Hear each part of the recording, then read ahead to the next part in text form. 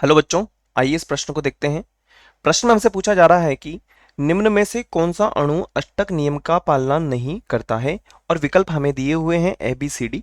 सबसे पहले हम बात करेंगे प्रश्न से संबंधित मुख्य अवधारणा के विषय में। मुख्य अवधारणा जो कि संबंधित है अष्टक नियम से। अब हम बात करेंगे एक एक विकल्प के विषय में।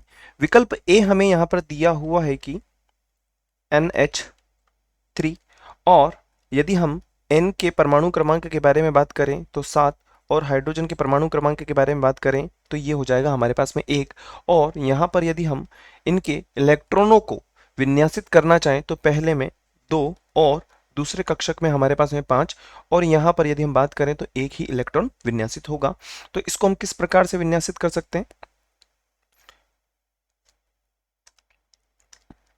ये हाइड्रोजन, और अभी अगर हम यहाँ पर देखा जाए तो 5 इलेक्ट्रॉन हो रहे हैं, और दूसरे कक्षक की यदि हम बात करें तो 8 इलेक्ट्रॉन की आवश्यकता होती है, अर्थात यहाँ पर 8 माइनस 5 अर्थात 3 इलेक्ट्रॉन की आवश्यकता है। और 3 इलेक्ट्रॉन की आवश्यकता है, तो 3 इलेक्ट्रॉन हमें यहाँ पर देखने को मिल रहा है कि हाइड्रोजन से हमें मिल रहा है एक एक इलेक्ट्रॉन, और एक एक इलेक्ट्रॉन हाइड्रोजन को नाइट्रोजन से मिल रहा है, अर्थात यहाँ पर अष्टक नियम की पालना हो रही है। अष्टक नियम है। विकल्प बी के बारे में हम बात करते हैं। विकल्प बी हमारे पास में है CH4, और कार्बन की यदि हम बात करें तो इसका परमाणु क्रमांक हमारे पास में 6 है, और कार्बन हाइड्रोजन का हमारे पास में 1 हो जाएगा। और यदि हम यहाँ पर इलेक्ट्रॉनों को विन्यासित करना चाहें तो 2 और 4, और यहाँ पर एक ही इलेक्ट्रॉन विन्यासित हो पाएगा। तो इसकी संरचना को यदि हम देखें तो एक कार्बन के साथ में 4 हाइड्रोजन इस प्रकार से विन्यासित हो जाएंगे। और यदि यहाँ पर हम देखें तो दूसरे कक्षक में 8 इलेक्ट्रॉन की आवश्यकता है, परंतु यहाँ पर तो 4 ही हैं, तो इसको 4 इलेक्ट्रॉन की और आवश्यकता है। और ये 4 इलेक्ट्रॉन कहाँ से मिल रहे हैं? ये 4 इलेक्ट्रॉन हाइड्रोजन से मिल रहे हैं। 1 इलेक्ट्रॉन, 2 इलेक्ट्रॉन, 3 इलेक्ट्रॉन, 4 इलेक्ट्रॉन, और हाइड्रोजन को भी एक एक इलेक्ट्रॉन कार्बन से मिल रहा है, अर्थात यहाँ पर अष्टक नियम है।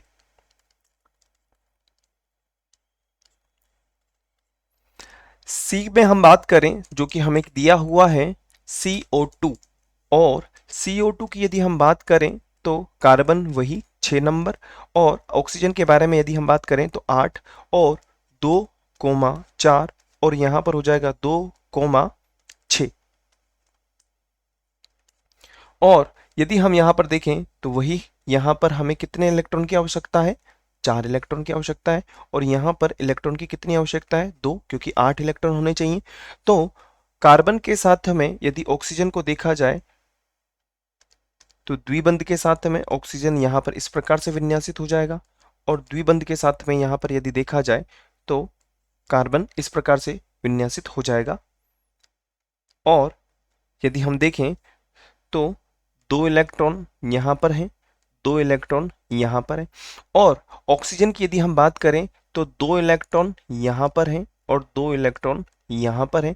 और साथ ही साथ यदि हम देखें तो इसके खुद के भी इलेक्ट्रॉन हैं, तो हम कह सकते हैं कि अष्टक नियम यहाँ पर पालित हो रहा है, या अष्टक नियम है।